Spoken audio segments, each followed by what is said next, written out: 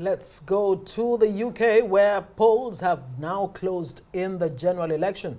Well, Prime Minister Rishi Sunak surprised his party when he called the election, which could have taken place as late as January 2025. The Conservatives now face the prospect of defeat after 14 years in power. Well, the results of the exit poll, which will give us an estimation of who's won the election, have now been released. Let's cross now to Arise, a special correspondent, John Cookson, for the latest on this poll. John, good to see you. A moment in history looks like in the wings. Let us in on what exactly panned out today.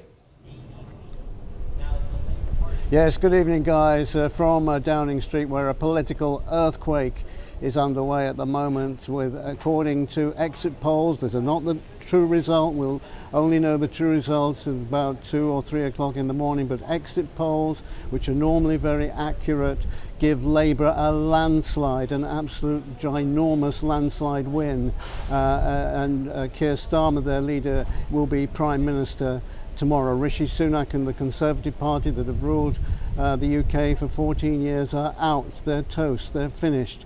And the vote in favour of the Conservatives absolutely collapsed. Let's run through some of the exit poll results. Labour, just to say, there are 650 seats in Parliament, and you need 326 for a majority.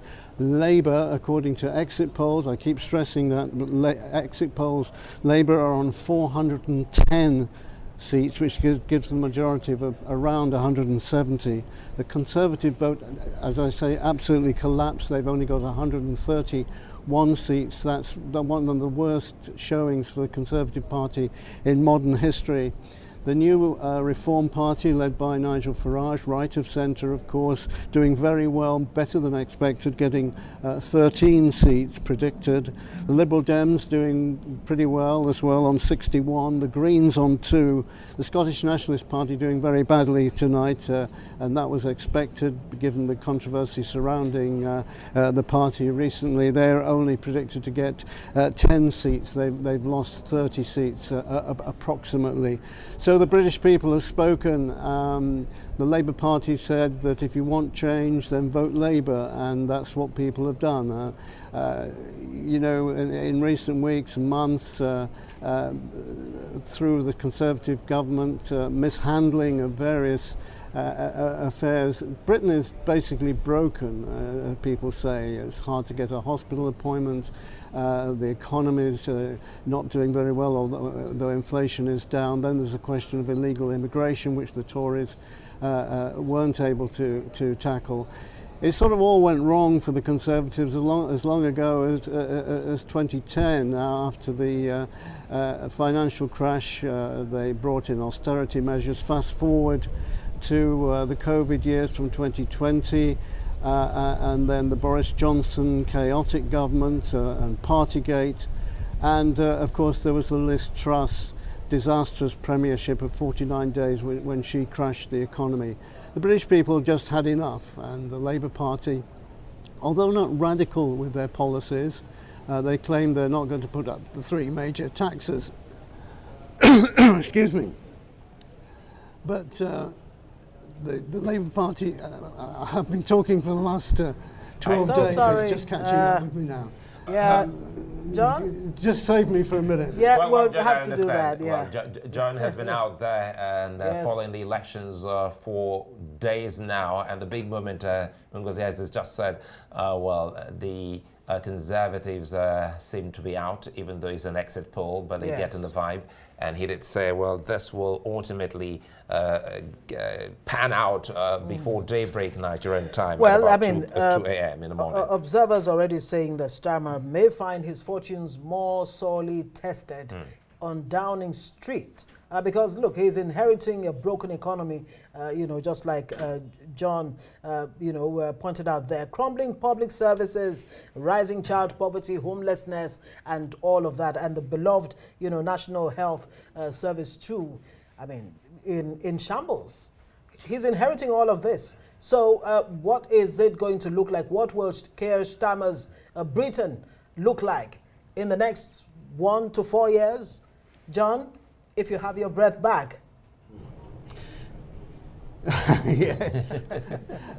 Look, the Labour's success depends on economic growth, and that's what the Labour Party are promising. And there's a lot of doubt about that.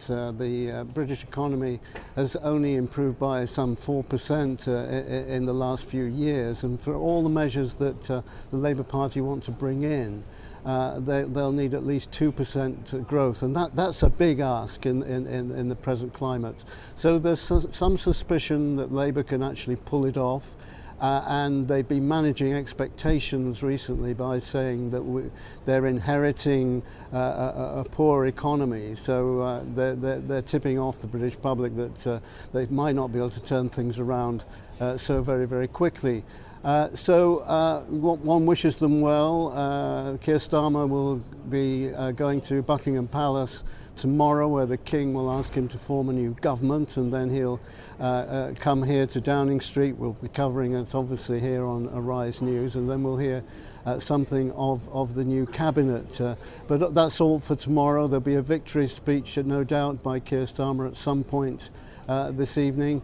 Now, how long Rishi Sunak will stay in Downing Street is uncertain. Things move very, very quickly in this country when there's a change of government. The removal vans come, and you know, he and the family are out, and Keir Starmer and his family will move into behind that famous door behind me at the moment. So, some big questions about whether Labour can pull off what they're promising. It depends on economic growth, and that's just a big unknown. And the fear is that if the Labour Party can't pull off their expectations on growth, then taxes will have to rise, including possibly council tax or capital gains tax. So tonight, it's a sense of victory for the Labour Party, and they'll be celebrating up and down the land. At some point, Keir Starmer will make an appearance tomorrow morning, having been to see the King. Right. And John, before we let you go, if you will, what were the main issues that may have worked against the Conservatives in this election? Well, as I mentioned before, the failure to get to grips with immigration. Immigration has increased by 2 million in the last 10 years, and that impacts hugely on all aspects of life, all aspects of society, from the National Health Service, where there's a waiting list of 7.5 million at the moment, up from 2.5 million when the Conservatives took power. There's also the economy, the cost of living.